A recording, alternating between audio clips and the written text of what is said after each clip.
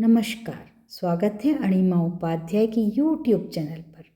आज के वीडियो में हम मध्य प्रदेश के मंदिरों के शहर खजुराहो पर बात करेंगे। खजुराहो के मंदिर जो अपनी दीवारों पर सजी कामुक नक्काशी के लिए प्रसिद्ध हैं। कभी ये शहर चंदेल वंश की समृद्ध राजधानी थी, जिन्होंने 950 ईस्वी से 1050 ईस्वी के मध्य इन मंदिरों का निर्माण करवाया था।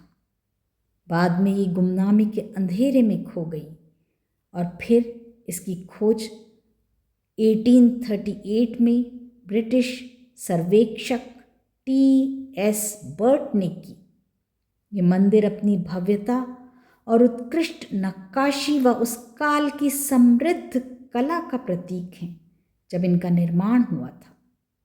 इन मंदिरों के गढ़ने में सूक्ष्म ज्यामिति व गणित का समावेश इन्हें और अधिक आकर्षक बनाता है। खजुराहो के मंदिर 3 समूहों पश्चिमी, पूर्वी और दक्षिणी में व्यवस्थित हैं।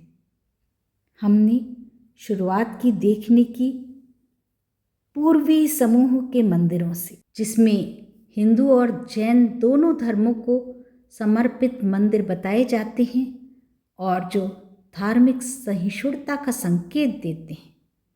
पूर्व समूहों के मंदिर में वामन, जवारी और ब्रह्मा हिंदू मंदिर हैं, तो वहीं घंटाई, आदिनाथ व पार्श्वनाथ जैन मंदिर बताए जाते हैं। सबसे पहले हम वामन मंदिर गए। वामन मंदिर भगवान विष्णु के वामन रूप को समर्पित है। मूर्ति के चारों तरफ की नक्काशी और मंदिर की दीवारों की नक्काशी देखने लायक है। ये मंदिर भी एक ऊंचे चबूतरे पर बना है। हम धीरे धीरे सीढ़ियाँ उतरकर नीचे आ गए और फिर हम रवाना हुए जवारी मंदिर की तरफ। इसकी दीवारों पर भी बहुत खूबसूरत नक्काशी देखी। जवारी मंदिर की बाहर की दीवारें तो बोलती ही हैं। इसके गर्भगृह की भी कोई न कोई कहानी अवश्य रही होगी। यहाँ भी कामशास्त्र पर आधारित मूर्तियाँ चारों तरफ दीवारों पर बनी हुई हैं, तो वहीं गर्भगृह के द्वार पर भी बहुत खूबसूरत नक्काशी है। भगवान विष्णु की खंडित सिर विहीन मूर्ति और गर्भगृह के बाहर की छत पर नवग्रह देखे जा सकते हैं। इसके अलावा गर्भगृह के द्वार के दोनों ओर ब्रह्मा, विष्णु, महेश की मूर्तियाँ गर्भगृह को और भी भव्यता प्रदान करती हैं। मंदिर को देखकर हम धीरे धीरे सीढ़ियाँ उतर आए। वामन और जवारी मंदिर देखने के बाद हम पहुँचे ब्रह्मा मंदिर, जो वास्तव में शिव मंदिर है। शिवलिंग के चारों तरफ ब्रह्मा जी के 4 मुख बने हैं। ब्रह्मा मंदिर तालाब के किनारे स्थित है। शाम को यहाँ का दृश्य बहुत मनोरम होता है। कुछ देर मंदिर की सीढ़ियों पर बैठकर हम रवाना हो गए पश्चिमी समूह के मंदिरों की ओर, क्योंकि वहाँ शाम को बहुत ही रोचक लाइट एंड साउंड शो आयोजित किए जाते हैं। इंग्लिश और हिंदी दोनों भाषाओं में बहुत ही मामूली सी रकम की टिकट खरीद कर ये देखे जा सकते हैं। इसमें खजुराहो का पूरा इतिहास रोचक ढंग से बताया जाता है। खजुराहो को देखने के लिए कम से कम 2 दिनों का समय तो चाहिए ही। अगले दिन सुबह जब उठे तो बारिश की हल्की फुहारें देखकर भी हमारा उत्साह कम नहीं हुआ। हम पश्चिमी समूह के मंदिरों को देखने के लिए वहाँ पहुँच गए। एंट्री फीस बहुत ही मामूली सी रकम है। उस अहाते में जहाँ ये मंदिर स्थित हैं, पहुँचने के लिए एंट्रेंस से लगभग 1 किलोमीटर की दूरी आप ऑटो से भी तय कर सकते हैं, मात्र 5 रुपये में। ये एक बहुत खूबसूरत बगीचे में स्थित मंदिरों का समूह है। सबसे पहला मंदिर ही कंदरिया महादेव शिव को समर्पित है। ये एक भव्य चबूतरे पर स्थित है। देवों के देव महादेव भोलेनाथ की स्तुति करता ये मंदिर आज भी उतना ही भव्य लगता है जितना ये उस काल में रहा होगा जबकि इसकी स्थापना हुई होगी।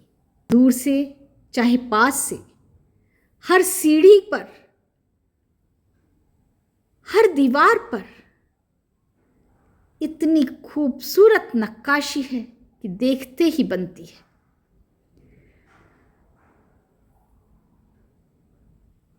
मूर्तियां बेहद कामुक होने के बावजूद भी अश्लील नहीं जान पड़ती। इसमें केवल मनुष्यों की ही आकृतियां नहीं हैं, बल्कि बेल बूटे और जानवरों की भी आकृतियां बनी हैं, जैसे हाथी, घोड़ा इत्यादि। युद्ध में प्रवीण सैनिकों की नक्काशी ये उस कला को दिखाती है जिसे बनाने में सैकड़ों साल लगे होंगे। हजारों कारीगरों ने अपनी पूरी कला यहाँ जैसे उंडेल कर रख दी हो। हर मूर्ति की कलात्मकता, हर दीवार, हर कलश मानो गीत गाता हो। यहाँ हर मूर्ति में वो लचक है, वो जीवंतता है जो दोबारा कभी नहीं बनाई जा सकती।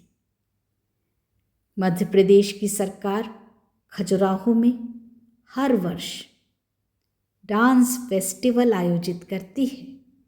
देश की नामचीन नृत्यांगनाएं यहाँ आकर प्रस्तुति देने में स्वयं को गौरवान्वित अनुभव करती हैं। उसके बाद आता है जगदम्बी मंदिर, जिसके गर्भगृह में मां पार्वती की मूर्ति स्थित है। मूर्ति के कारण ही इसे नाम मिला जगदम्बी मंदिर। मूल रूप से ये मंदिर विष्णु को समर्पित माना जाता है। इसकी दीवारों पर भी वैसी ही खूबसूरत कलाकृतियां हैं जैसी कंदरिया मंदिर में। फिर आता है चित्रगुप्त मंदिर जो सूर्य को समर्पित है। प्रत्येक मंदिर की दीवारें खूबसूरत मूर्तियों से, नक्काशी से सजी हुई प्रतीत होती हैं। ऐसा लगता है मानो दीवारें अभी बोल उठेंगी। मंदिर के चारों तरफ हर एक स्तंभ पर उतनी ही बारीक कारीगरी दिखाई पड़ती है। किसी ने बहुत समय लगाकर अपनी पूरी दक्षता के साथ इन मूर्तियों को उकेरा होगा। ये बिल्कुल सच है कि इन्हें फिर से रेप्लिकेट नहीं किया जा सकता। इतनी बारीक कारीगरी, इतनी सूक्ष्मता, इतनी दक्षता और इनको बनाने का जुनून, भला ये किसी कारीगर के अलावा, किसी कलाकार के अलावा और कोई सोच ही नहीं सकता। इन मंदिर समूहों का रखरखाव और बगीचा बहुत ही सुरक्षित और संरक्षित है। फिर हम आगे बढ़े और पहुंचे पार्वती मंदिर पर। ये भी वैसा ही खूबसूरत, वैसी ही कारीगरी से युक्त सुंदर मंदिर है। उसके आगे लक्ष्मी मंदिर, छोटा है परंतु बहुत सुंदर, बहुत ही भव्य आसमान को छूता हुआ गगनचुंबी कलश। और ये है चंदेल राजवंश का विश्व प्रसिद्ध प्रतीक, शेर से लड़ती हुई मानव आकृति लक्ष्मण मंदिर। ये भी बेजोड़ है, भव्यता और उत्कृष्टता का बेजोड़ संगम। लक्ष्मण मंदिर के विपरीत ही वराह मंदिर स्थित है। पश्चिमी समूह के ये सभी मंदिर हिंदुओं को समर्पित हैं, लेकिन अब यहाँ पूजा नहीं की जाती, ये संरक्षित हैं। ये मानवीयता और भारतीयता के और उसकी उत्कृष्ट कला के प्रतीक हैं। यहाँ आकर मेरा भी मन हो आया नृत्य करने का, और मैं खुद को रोक न सकी।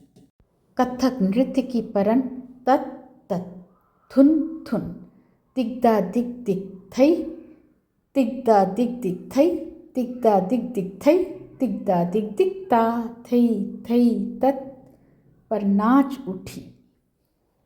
ऐसा माना जाता है कि खजुराहो में मूलतः 85 यानी 85 मंदिर थे, लेकिन आज केवल 25 ही शेष हैं।